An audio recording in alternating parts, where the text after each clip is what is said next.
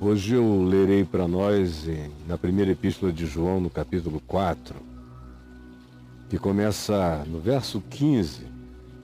Aquele que confessar que Jesus é o Filho de Deus, permanece nele, em Jesus, em Deus.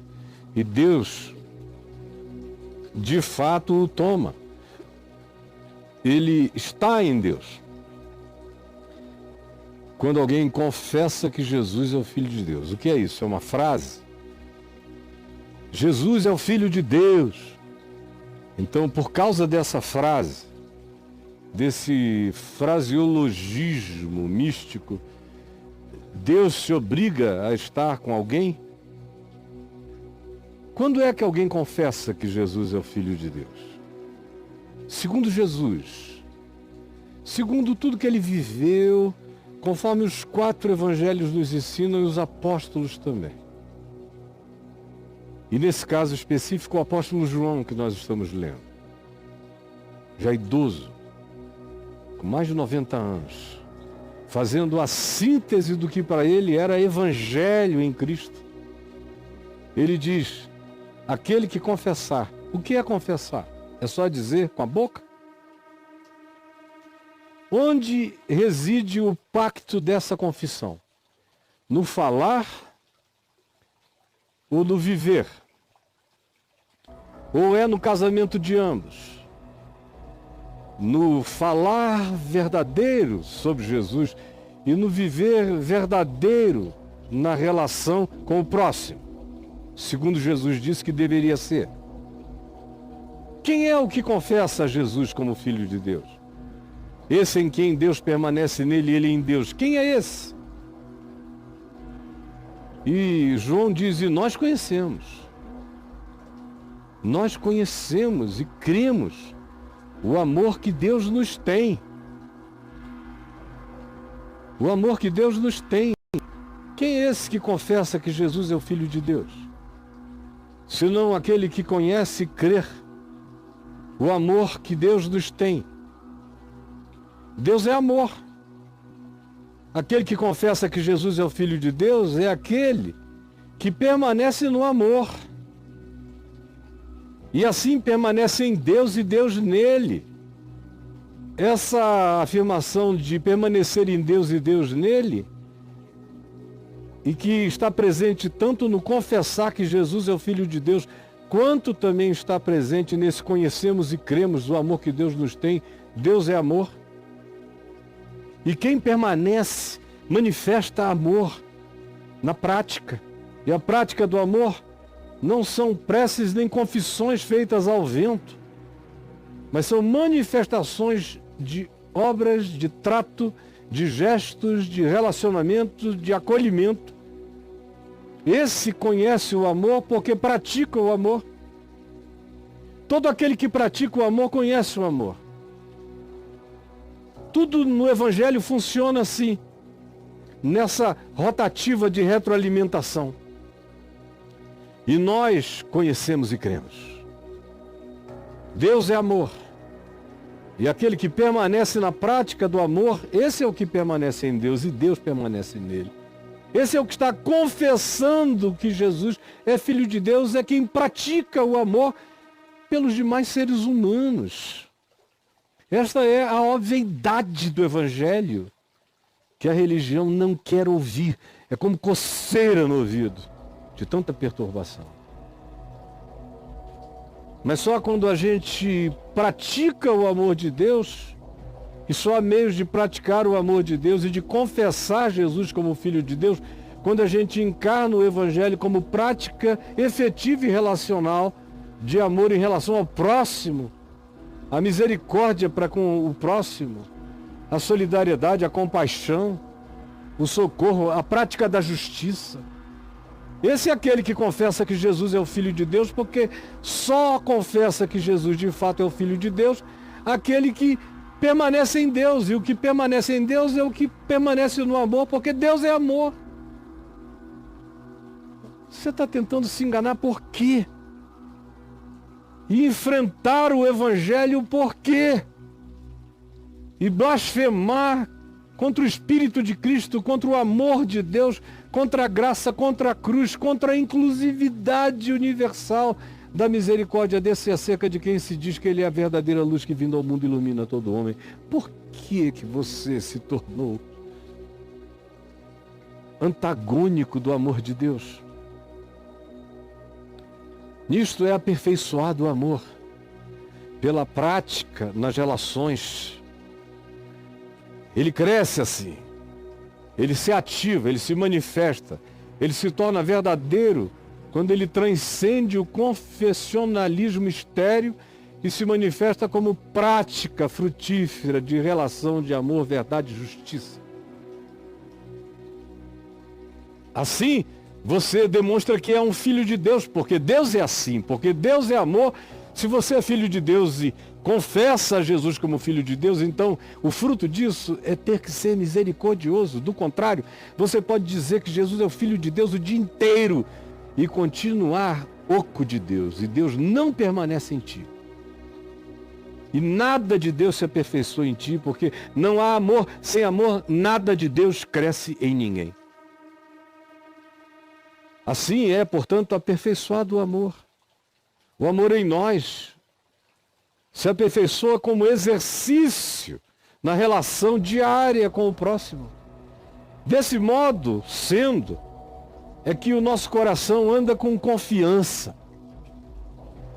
Todo aquele que pratica como dogma da sua vida o amor de Deus, está vivendo o Evangelho, está confessando o Filho de Deus. Mesmo que não puxe esse assunto. Para Deus, essa vida em manifestação de amor, verdade, justiça, compaixão, solidariedade, misericórdia e domínio próprio, é a expressão absoluta da declaração do Evangelho, da confissão de que na minha vida há um Senhor chamado Jesus. Isso está sendo evidenciado e testemunhado por Deus mesmo quando eu estou calado. Isso me dá confiança para viver. Porque, segundo Ele é, também eu sou nesse mundo. Ou seja, eu sou um reflexo crescente de Jesus na terra, do amor de Deus no mundo. Aqueles que vivem assim têm e precisam andar com toda confiança. A nossa segurança vem dessa fé que se efetua, se efetiva, se demonstra pela prática do amor. Porque, segundo Ele é, nós somos como manifestação dele. Nós temos que andar como Ele andou, permanecer nele para que Ele permaneça em nós. O que decorre daí é uma existência desassombrada. Uma existência curada de medos, de pânicos, de fobias. O que decorre daí, essa segurança de quem botou o pé na rocha da vida e não tem mais dúvidas sobre nada. No dia do juízo, ele se mantém em pé com confiança. No coração não existe medo de nenhuma natureza, de nenhum julgamento, de nenhum juízo. Se está vivendo como Ele é. Conforme Ele é, também somos nós agora. Praticando a simplicidade do seu dogma único, que é: amados, se Deus de tal maneira nos amou, devemos também nos amar uns aos outros. Ninguém jamais viu a Deus. Se amarmos uns aos outros, Deus permanece em nós e o seu amor é em nós aperfeiçoado. Nisto nós conhecemos que permanecemos nele, ele em nós, em que ele nos deu do seu Espírito. É pela prática desse amor, que não é abstrato, é real, é concreto. Porque assim como foi o amor de Jesus, tem que ser o nosso amor neste mundo. E assim como ele foi, também somos nós agora. Se de fato é verdade que ele habita em nós e nós estamos nele. O fruto disso é total falta de medo espiritual. Porque esse amor de Deus, que se manifesta na prática do meu encontro com o próximo, vai se tornando crescentemente aperfeiçoado. Vai crescendo, vai aumentando, vai se dilatando. lança fora todo medo, todo pânico, toda dúvida. Você anda em estado de maioria. Mesmo quando está sozinho, sua consciência está amparada por bilhões de testemunhas, dizendo: este anda no amor de Deus. Por isso, não existe medo. Por isto, o perfeito amor lança fora o medo. Até que se atinja esse nível, essa consciência, o que se vive é o tormento do medo. Aí o indivíduo se torna até ortodoxo, entre aspas, piedoso, religioso, tudo por medo, pânico. Precisa ser angustiadamente opinativo, porque nele não existe nenhuma paz do amor. Portanto, essa pessoa existe no tormento, porque o medo produz tormento. A conclusão é que aquele que teme, que fala porque tem medo, que briga porque tem medo, que acusa porque tem medo, que é intolerante porque tem medo, que é agressivo porque tem medo, porque tem que gritar contra tudo e contra todos, porque tem medo de que, se não gritar, venha a ser julgado. São pessoas irresolutas, sem solução interior, sem a pacificação do Deus que permanece em nós. Eu nele, na sua palavra, frutuo isto pela prática do Evangelho, das minhas relações humanas, manifesto isso pela minha semelhança todo dia com Jesus, mais e mais, o que me faz andar sem medo. Por quê? Porque eu sei que se eu sou capaz de amar, essa é a prova dos 9. Caio, por que você anda sem medo? Minha resposta é: porque Ele nos amou primeiro. Se eu sou capaz de amar, a minha capacidade de amar é uma possibilidade divina em mim. E quanto mais eu seja capaz de amar, não amar como os pagãos que só amam os iguais, mas amar como Jesus ensinou, amar os diferentes, até os inimigos e os opositores. Se eu sou capaz desse amor, é porque o amor de Deus está em mim. E o amor de Deus está em mim porque Ele me amou primeiro. E porque Ele me amou primeiro, eu agora amo. E se eu sou capaz de amar, eu fechei o ciclo. O amor é verdadeiro. E esse verdadeiro amor, que se tornou agora um elo em mim para com Deus, de Deus para comigo, porque é um elo de mim para com a manifestação de Deus, que é meu próximo. Esse verdadeiro amor tira do coração todo pânico, todo medo, pacifica o ser. E nós amamos e sabemos porque nós fomos provocados. Todo aquele que ama é um ente que está respondendo à provocação do amor de Deus. Onde quer que o amor aconteça, você conhece alguém amando? Amando com essas qualidades? Não apenas amando na moleza. Amando a minha mulher, tranquilo. Amando meus netinhos, que maravilha. Amando meus amigos, que doçura. Mas amando os adversários, orando por eles, até pelos antagonistas pessoais, pedindo que a graça de Deus os alcance, desejando que a misericórdia de Deus ilumine a consciência do pior antagonista, para o bem dele, para o bem da vida. Porque foi assim que Jesus ensinou e é assim que o Pai pratica, fazendo nascer o sol sobre maus e bons, vindo chuva sobre justos e injustos. Jesus disse isso e disse: sejam assim. Assim vocês vão se manifestar filhos de Deus, quando vocês repetirem o caráter do Pai, que é assim. Não diga que não está entendendo. Eu te repreendo em nome de Jesus, você está entendendo. Está entendendo. Se alguém disser: amo a Deus, e odiar qualquer irmão aqui não é o crente, membro de igreja, isso não existia. Aqui é o próximo, é o outro ser humano, esse é o irmão. No evangelho inteiro, o irmão não é um membro de uma confraria, é o próximo em qualquer esquina, em qualquer lugar da existência. Se alguém disser, amo a Deus, Deus eu amo, mas odiar o próximo, é um mentiroso, é um ente diabólico espiritualmente. Comete a arrogância de dizer que ama a Deus enquanto odeia ou é indiferente para com o próximo, é mentiroso, é filho do pai da mentira. Pois aquele que não ama a seu irmão, ao seu próximo, ao seu semelhante, a quem vê, um próximo que existe, não pode amar a Deus a quem não vê. Quer amar a Deus? Ame a sua imagem e semelhança, ainda que distorcida em qualquer outro próximo, porque distorcida ela está em você também. O que vai te fazer semelhante ao Filho de Deus é tratar o próximo como o Pai trata todos os seres humanos, fazendo e derramando bem sobre maus e bons, graça sobre justos e injustos. Jesus disse, é assim que você tem que ser.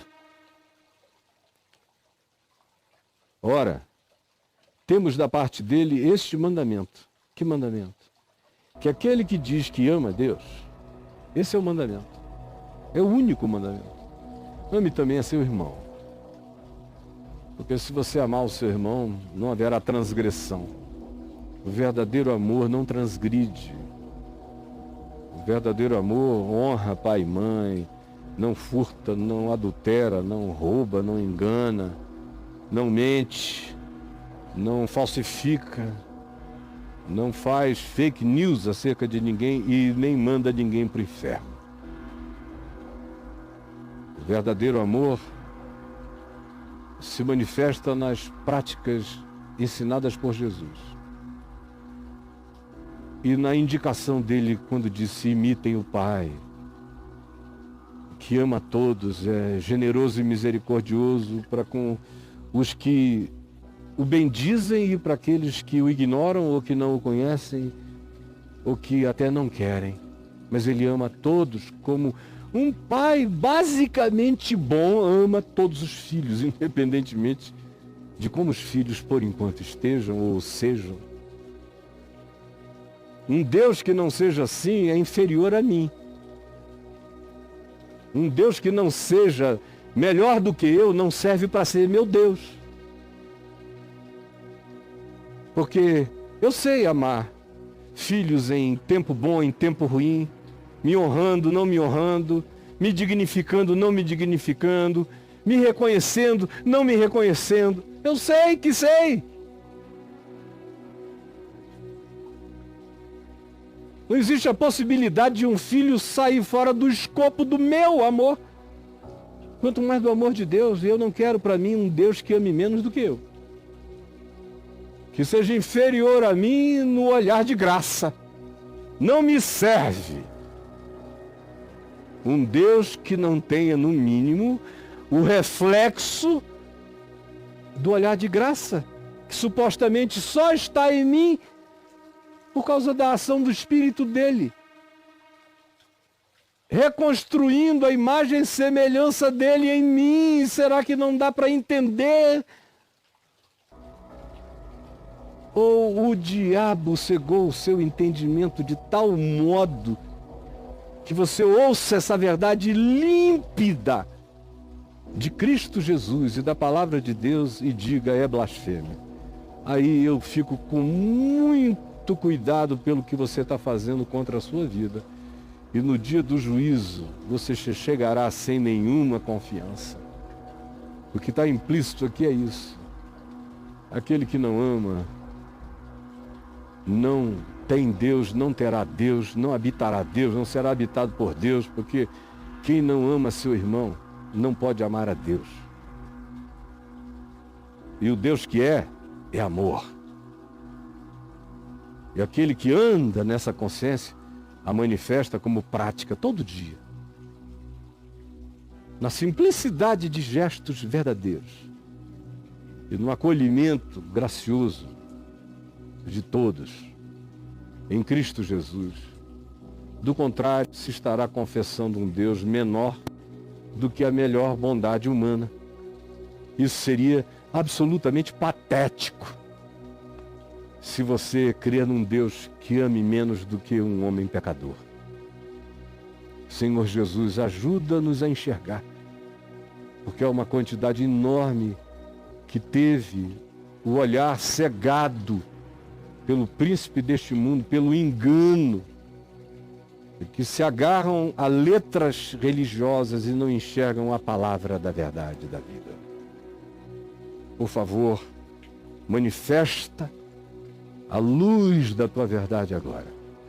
É o que eu te peço em nome de Jesus. Amém e amém.